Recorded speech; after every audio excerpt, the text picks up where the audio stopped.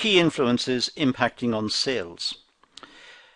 So let's start by looking at the influences on sales. What is it that determines sales? Selling is a frontline activity. It involves a sales team. The sales activity involves face-to-face direct contact with customers. Not always the case, because of nowadays we have selling online and we have selling over telephones and so on. But in more traditional settings, in shops for example, we are dealing with a person. And we'll try and keep that focus. We'll try and look at it from the perspective of dealing with a person in a shop. So it's a frontline activity involving a sales team, and it involves face-to-face interaction with that person. To some extent, dealing with people on a telephone or online mimics what happens in the face-to-face situation, and with ever-increasing sophistication in communication systems, clever programmers are coming up with ways in which we have the same feeling, we have the same relationship, except it's not face-to-face. It is through the medium of, let's say, the internet. But by and large, the approaches, successful approaches, for example, in face-to-face, will to some extent be copied in other approaches, in other ways. So, for example, friendliness and a capacity to generally chat for a few moments about the weather or about some issue or whatever, which breaks the ice before they get down to making the sale. And we have the same type of situation arising now online, where we're approached online and people just generally make some general comments and then get down to the sales. So we have similar approaches to some extent, but here it's easier to visualize it in the context of a shop dealing with people and dealing face to face. The selling process is important, as this process has the most influence on customers and the buyer decision making. So the selling process is very important. It's very important to know how to approach the customer, how to make the customer feel at ease, find out what the customer's needs are, and then try to address the needs by indicating appropriate products. So it's not just a question of approaching the customer and asking him or her what he or she wants. It's a question of trying to determine which product is best for the customer. There are forces and influences that shape or impact selling and the sales management. So there are forces that impact on these. The major influence includes managerial and environmental factors, say behavioral and technical. It's important that the sales team are familiar with the managerial expectations that's on them. What does the management require from the sales team? And also, what's the environment in which they're working? What sort of products are they dealing with? They must be technically aware of the products and be able to answer customers' queries without hesitation. They must be familiar with the issues, and they must be able to empathize with the customer. They must be able to relate to the customer's wants and understand what the customer is talking about and what the customer needs. So there are influences that impact on the sales team, and these influences must be addressed. The sales team must be capable of addressing these issues. Behavioral influences on the sales activity. Well, as customers adapt to the changing environments, sales activity must also adapt in order to meet customers' changing demands. Well, customers are changing. Our requirements are changing. We have different levels of expectations about products and the durability of products and the appropriateness of products. We may even be concerned about where the product was made and its environmental credentials, if you like. We may be interested in those issues. So it's important that the sales team are familiar with all aspects of the product. The following factors must be taken into account. The increasing customer expectations and demands. Well, we have increasing expectations. As time has gone by, we have more information. We're more familiar with the law as applies in commercial dealings.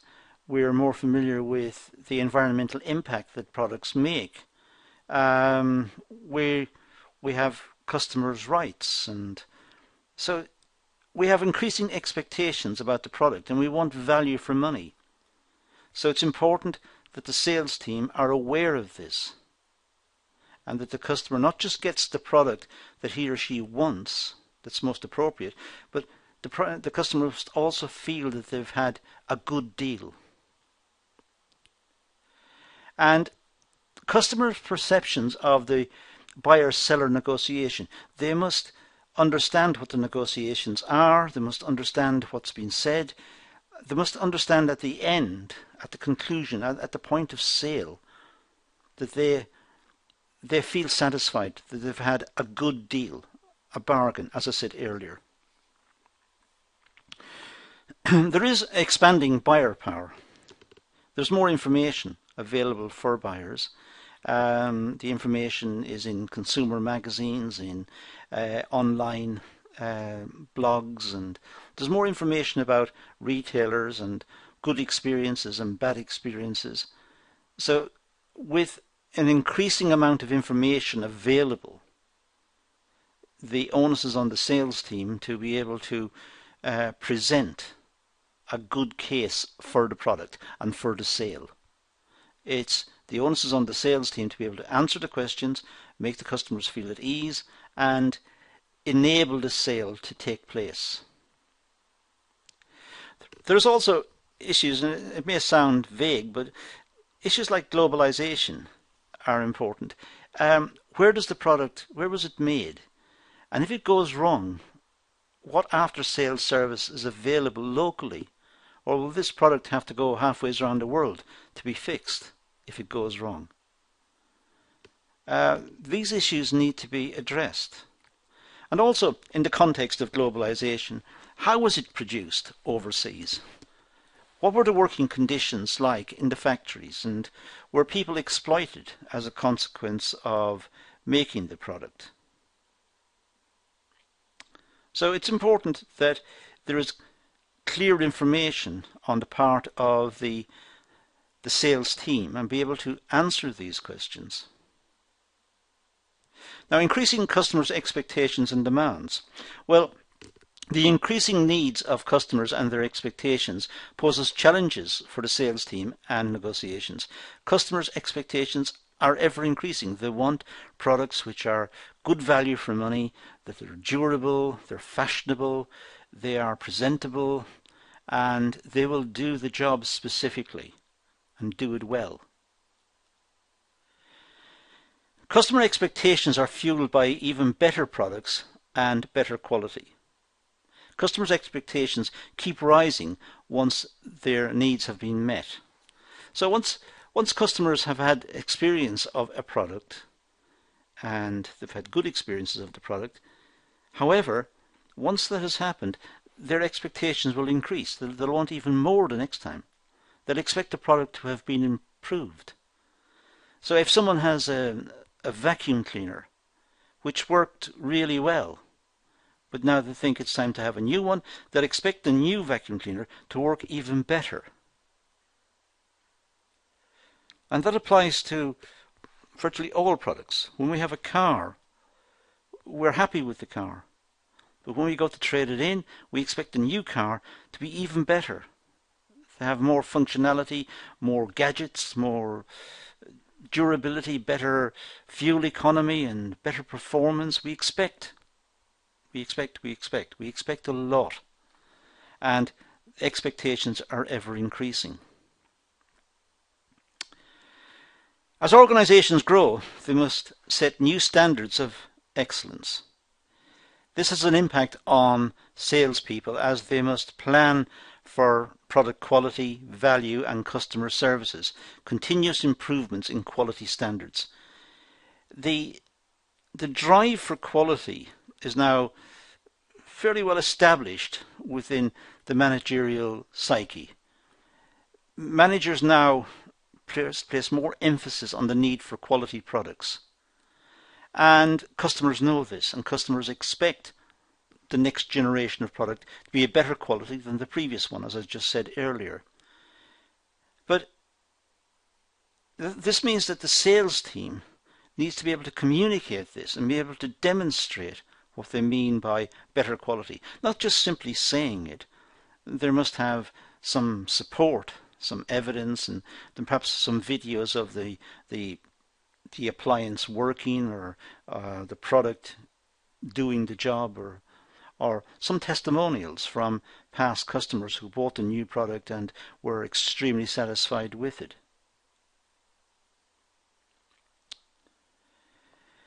Now, the customer perception of the buyer-seller negotiation. Well, marketing tactics used by salespeople, the tactic is important in the buying process. Customer changing perceptions of the sales team has changed. The sales team are no longer simply people working in the shop who will point out the product, get it wrapped up, and take payment. The sales team now must supply information about the product. They must allay any issues or fears the customer has about purchasing the product. They must be able to answer a wide variety of questions about the product. And these must be honest and accurate answers. Marketing techniques such as negotiations and high-pressure sales tactics are no longer an effective strategy. So trying to, in a sense, trick the customer into buying the product, or persuading the customer that the product is somehow wonderful when it's not, these tactics no longer apply.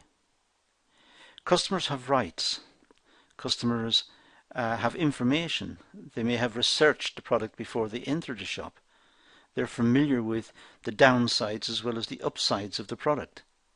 They know what its issues are and what its faults are before they even make the purchase. They're aware of this.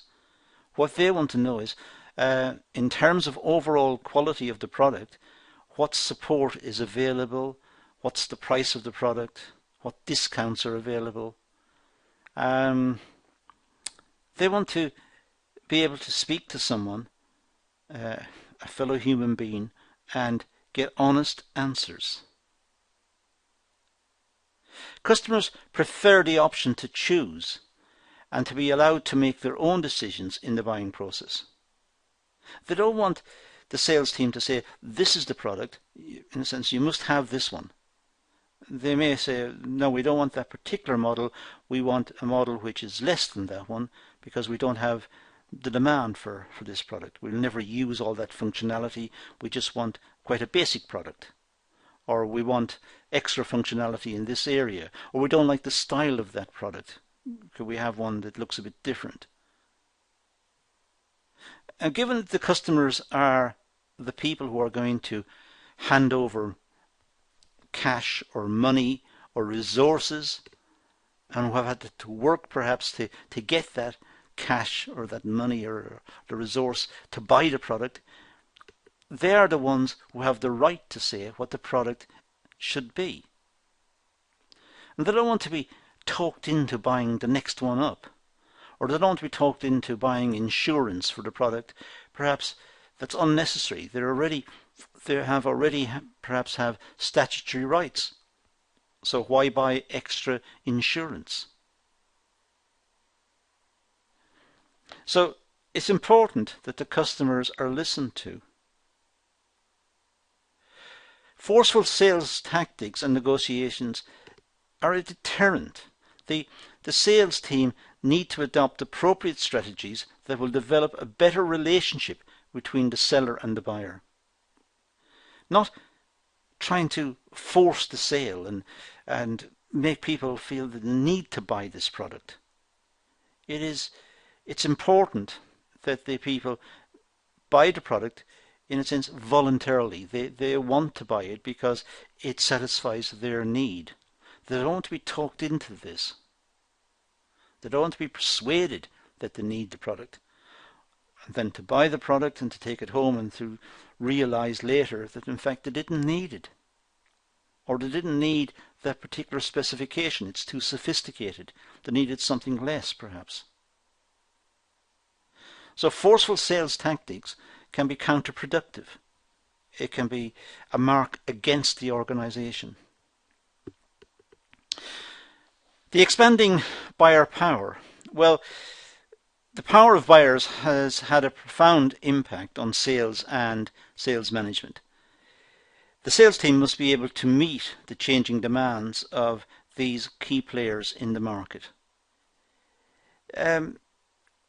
Buyer power is now recognized as important. Not only have the customers been empowered by information, as I said earlier, and also increasing legislation and consumer protection laws, but they also are more aware of the need for competition, for information about price and after sales. They're more aware of quality issues, and they also realize that they themselves have limited budgets. We all suffer from scarcity. That's the economic principle. That's what underpins economics, the study of scarcity. And we all have scarce resources. We all have scarce amounts of cash and resources to spend. So they need to allocate their limited budgets in a way which gives them most satisfaction. And for that reason, customers have become more sophisticated. The demand they project has an influence on the way marketers operate, and their growing demands put pressure on organizations to change marketing strategies. Marketing strategies must be designed in such a way as to facilitate the customers, to take what the customers want, what their requirements are, to recognize the customers have finite resources, limited resources, not to intimidate the customers with the application of science or extremely legalistic language, or to confuse them. It should be open and honest, and dealing with the customer in a sense of respect of who they are. So there is increasing demands that are being put on organizations to alter their approach to customer service and to change their marketing strategies to be more respectful of the customers, to ensure that the products that are offered to the customers are ones that the customers actually want. Their purchasing power means that they have the opportunity to demand services that suit their needs. For example, it could be just in time, in other words, get the product just when they want it, special customer status, because they've purchased many times before. They may enjoy particular status and discount status, perhaps at a particular outlet. Joint funding.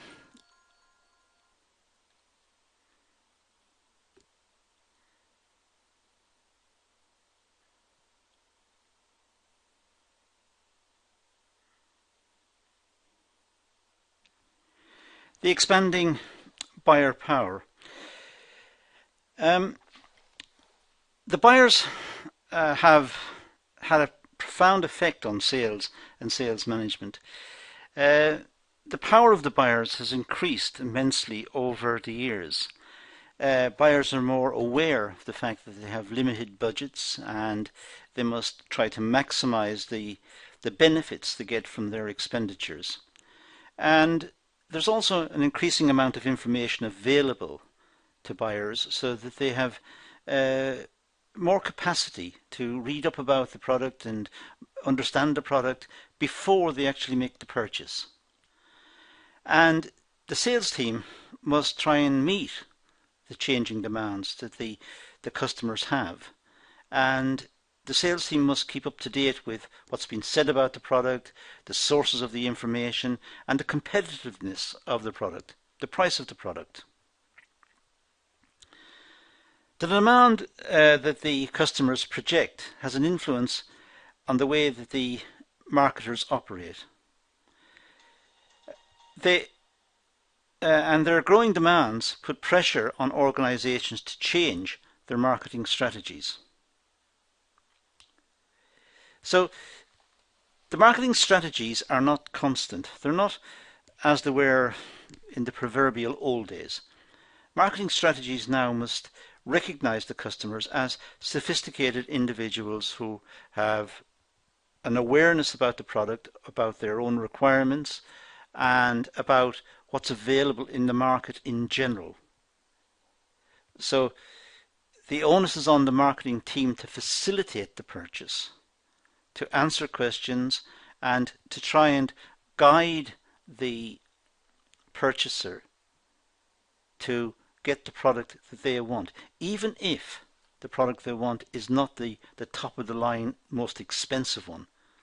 It may be that talking to the customers, a lesser product, one with reduced functionality, is better suited to their requirements. So it's a question of marketing honestly that is going to be the most productive route. The buyer's purchasing power means that they have the opportunity to demand services that suit their needs. They may be that they want the product just in time. They want it just when they're ready to have it. Not before. They want it delivered on a particular date, at a particular time, not before, not after. Just at that time. Is that possible? And it's the onus is on the marketing team, if they say yes, to ensure it happens. The customers may have special status because of previous purchases and the previous relationship with the organization. It may be that there's some sort of funding promotions that buy now and get a special discount, or because of their status as previous purchasers they get extra discounts or that sort of thing. And also looking at the distribution channels. How will the product be moved from, say, the store to the customer's home? Will it be delivered by van, by special courier?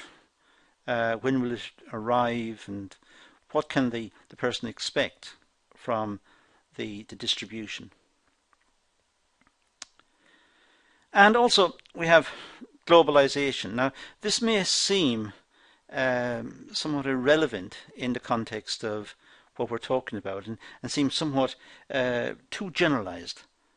But in fact, globalization has allowed businesses to expand and grow in terms of sales and profit. Globalization is the capacity of businesses to sell in markets overseas and thereby gain economies of scale, economies of size. And it has, however, challenges in terms of culture, lifestyle, and language barriers. So customers need to be dealt with in a way that recognizes they may have different cultures, different languages, different understandings of what the product is or what the product does, or how useful the product is.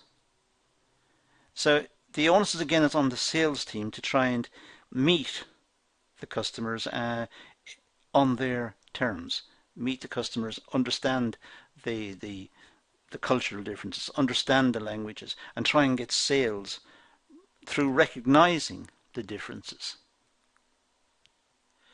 So globalization poses challenges for the sales team and the global sales teams.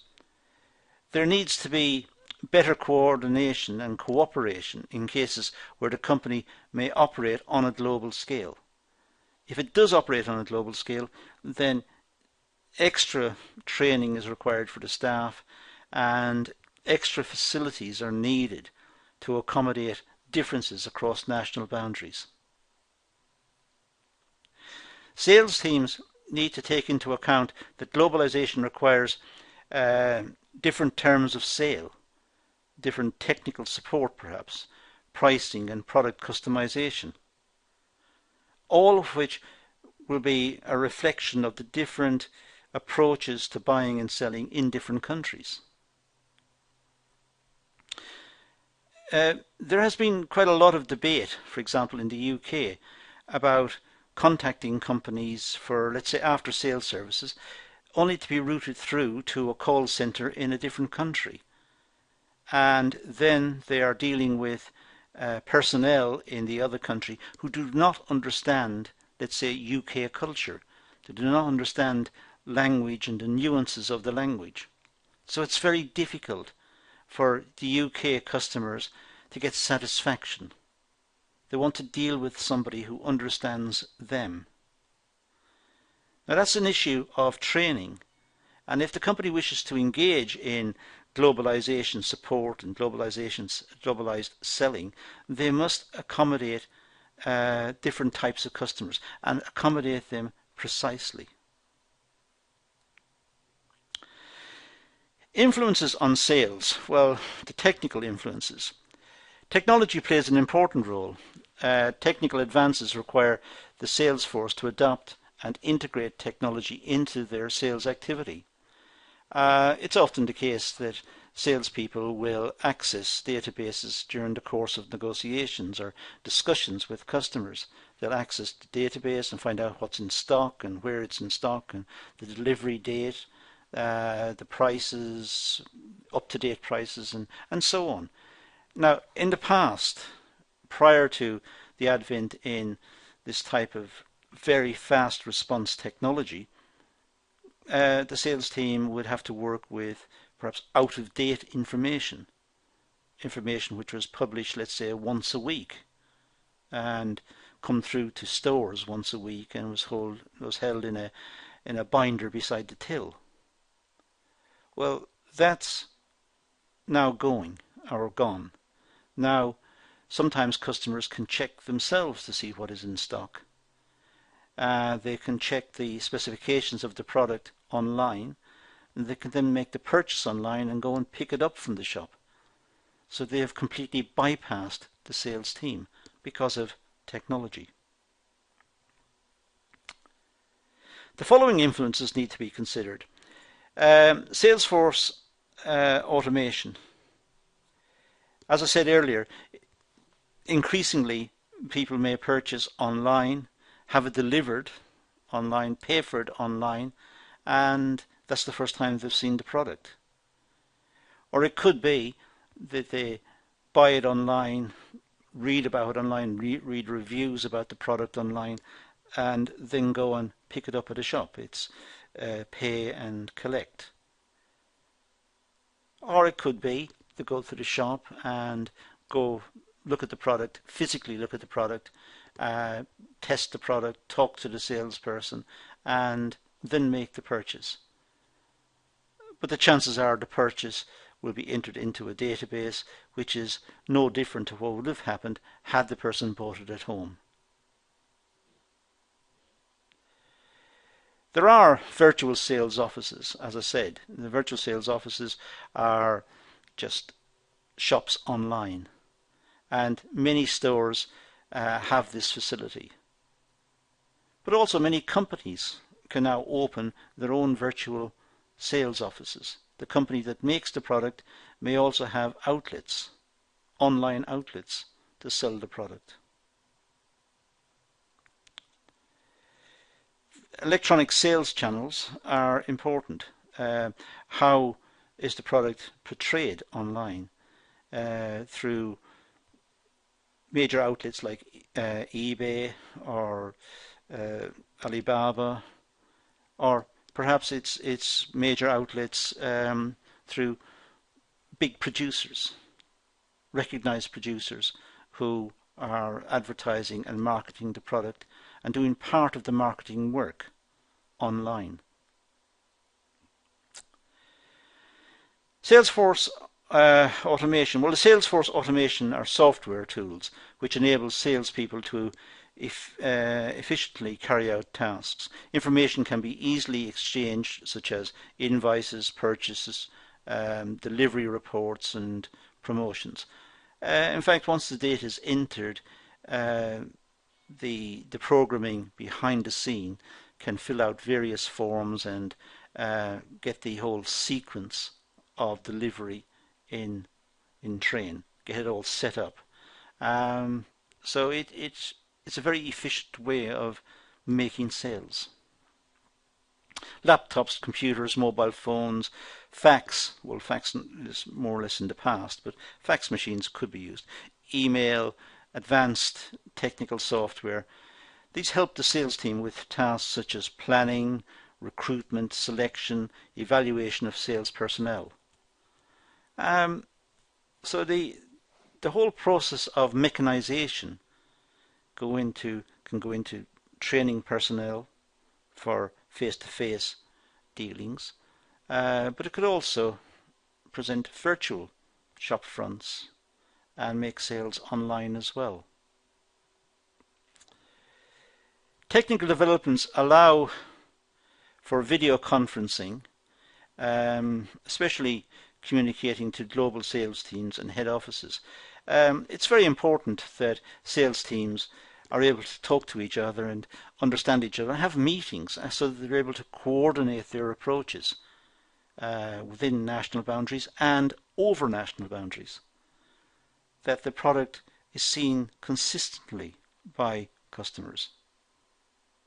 So to do that, the sales team may use teleconferencing, may use all sorts of tools, communications tools, to make sure that everything is up to date. The virtual sales office. Well, technological advancements have allowed for the development of advanced software. Software developments have been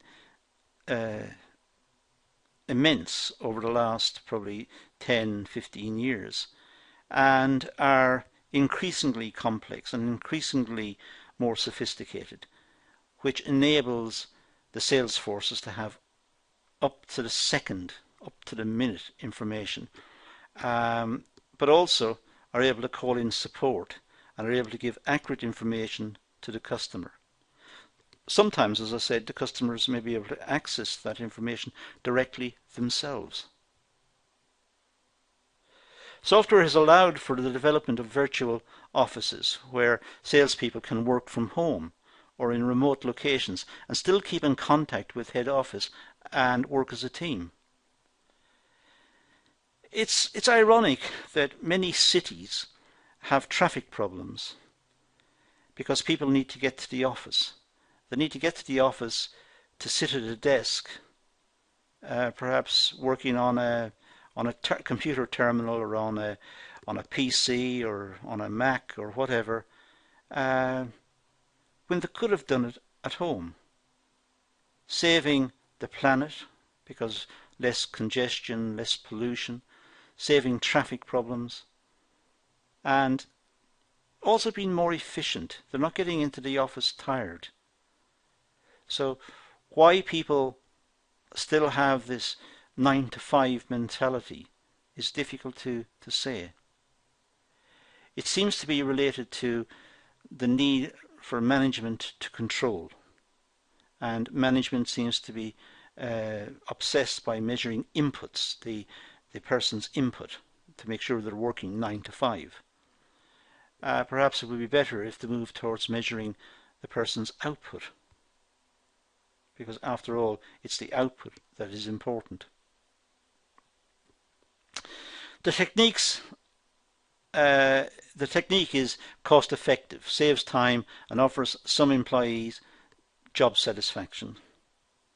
So the employee may feel, the salesperson may feel that they have accurate information, they have support when they want it, they're able to bring it up very quickly, answer any questions, interrogate the system, find out where the product is, the price, the specifications, when it can be delivered, and give very precise answers and do a booking and a sales with that in mind. straight away. And that is a big selling point. The electronic sales channels. Well, the internet is a new medium for electronic sales channels. I say new, it's been around a long time. But in terms of what was around before, it is relatively new. You've only got to go back maybe 50, 60 years when sales were almost primitive. It was kept on paper and ledgers, and people went into shops and took what they had. And customers were weakened at the time because they didn't know much about the product. They had to accept what the salesperson was saying. So the internet is, as a sales channel, it's a cost-effective method and reduces the sales team's numbers. People may do the research before they enter the shop. They may read up about the product and read the forums and see what people have said about the product and what went wrong and what went right with the product, and get people's stories and accounts of using the product, and then go to make the purchase. Encouraging online sales means that the sales team can focus on bigger orders, take part in research and development, and invest time in other developments. So for routine products, the information is available online. Many customers will research it online and will have decided to buy the product or not, even before they enter the shop. This means that the sales team have less to do, so the sales team may now start to be used for other purposes, to look at ways in which the product can be presented, looking at the feedback from customers and writing reports about what the feedback said and what the customers ideally want, and feeding this back to the company for future developments. But also, of course, is the case that as customers become more aware of the products and do their own research before entering the shop, they're taking less sales time, so perhaps there's just simply less salespeople required. Television is another sales channel. For example, home shopping, where sales are encouraged. Products are promoted by the sales team as presenters, and people phone in and buy the product. So the product is presented on television, and then people phone in, buy the product, and get it delivered. Now, the influences on sales, well, managerial influences. Management can employ new strategies and tactics to deal with changing environmental conditions. For example, they can introduce direct marketing techniques. They could contact people directly and try and make people aware of the product. Care has to be taken here as not to, in a sense, spam people, to contact them when they don't want to be contacted. So it might be best to wait for customers to enter the shop or into the sales area, and then make the customers aware of the variety of products that are available. But the managerial team should make communications between sales and marketing and make it better, make the two complement each other. The sales personnel will pick up information from the customers directly, and they should feed that through to marketing, so that marketing is more aware of what customers want, and that comes through from the sales personnel. Management should make sure that the sales people, of course, are ideally up to date with the product, are adequately trained for what they're asked to do. They're polite, courteous, well presented, well spoken, courteous, as I said. So the onus is on management to ensure that the sales personnel are in a position to be seen as professional, trustworthy, reliable, and that projects onto the product and onto the sales itself. Introduce direct marketing techniques, as I said earlier. Well, the use of direct marketing techniques such as direct emails and telemarketing as a means of incorporating technical advancements. Well, in one sense it's useful, but in another sense it can be very counterproductive. There's a big movement against direct emails, particularly unsolicited emails, when people haven't signed up and suddenly get emails about something that they didn't ask about. That's spam, and that alienates purchasers that turn against the company. The same with telemarketing, cold calling, just calling people randomly and asking them about products, alienates the customers from the product. They don't want to be interrupted. They're about to have perhaps their evening meal, or talking to a member of their family, or they've got some medical problem in the family, and the telephone rings and someone wants to talk to them about a product that they didn't ask about. Now that can alienate customers and get the company a bad name. There's a growing use of kiosk systems in place of salespeople. The technology ensures that customers can easily access information about products and its features. It's customers doing their own research, finding out about the products themselves, and companies making that available in a manner that is accessible, and making sure that a customer who's accessing information, perhaps online, will be able to access all of the information about the product. So the onus is on the producer to make sure that the site, let's say a website, has appropriate links, and it's well structured and well designed, and it will answer the questions and present the product in a positive manner. So this ensures that the customers have more control over the buying decision. They don't have to deal with sales negotiations. They enter an online site. They're able to interrogate the site. They're able to ask questions and read past experiences and look at the prices and look at the delivery and look at the quality of the product, and see pictures of the product, able to rotate the product, change the style of the product, and then make a decision. And there's no pressure on them to make the decision there and then. There's no salesperson standing in front of them waiting for them to say, yes, we will buy it.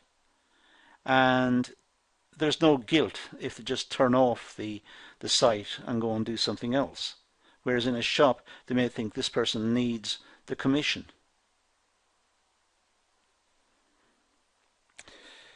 Develop better communications between sales and marketing. Well, the relationship between sales and marketing can be poor due to a lack of communications. It could be that the salespeople are, in a sense, cut off from the marketing people. The marketing people try to present the product in a positive light and try to find out what customers' needs are and try to address the needs. The salespeople are trying to sell the product. There may be miscommunications or no communications between the two. Utilization of intranets is an effective means of communications between departments in an organization. The sales personnel should be able to report what customers say about the product, the questions that they ask, what are their concerns, and report this back to marketing so that marketing can devise strategies to deal with those questions and those issues. Intranets develop relationship between employees, management, customers and suppliers. So having networks, these are important tools because information can flow around the tools, which will improve marketing. It'll mean that the salespeople who have direct contact with the purchasers, they're able to pick up firsthand what the purchasers are saying. And it's important that all the information flows in a manner that improves the whole buying situation in the long run. Salespeople can access information about products, latest news, price updates, and sharing of information. So it's important that the salespeople are kept in the loop. They know what the marketing sections are thinking and what they're doing and what the latest campaigns are and what the products coming out are and what the image of the company that's been projected, the achievements of the company, the reputation of the company. Salespeople can access this and they can build it into their selling points within the point of sale with the customer. They can talk about the company fluently. They can talk about what the company is doing currently, the products it's making, and what people are saying about it, because they're able to pick it up from intranets or from online publications put there by the marketing section.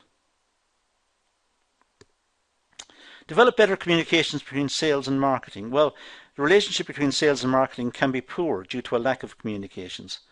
That's what I've been saying earlier. It's important that the two link up, because the sales personnel will have information that will be useful for marketing, and likewise marketing will have a better overall picture because of their own research, their understanding of the market.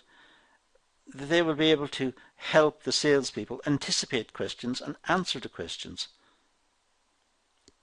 The utilization of intranets is an effective means of communications between departments and the organizations. It's important that there is proper communications between the various departments. And these can be used between management, customers, suppliers, intranets, and good communications flows are important right across the organization to make sure everyone's singing from the same hymn sheet. Everybody's saying the same things. There's no contradictions and there is no ambiguity in the message.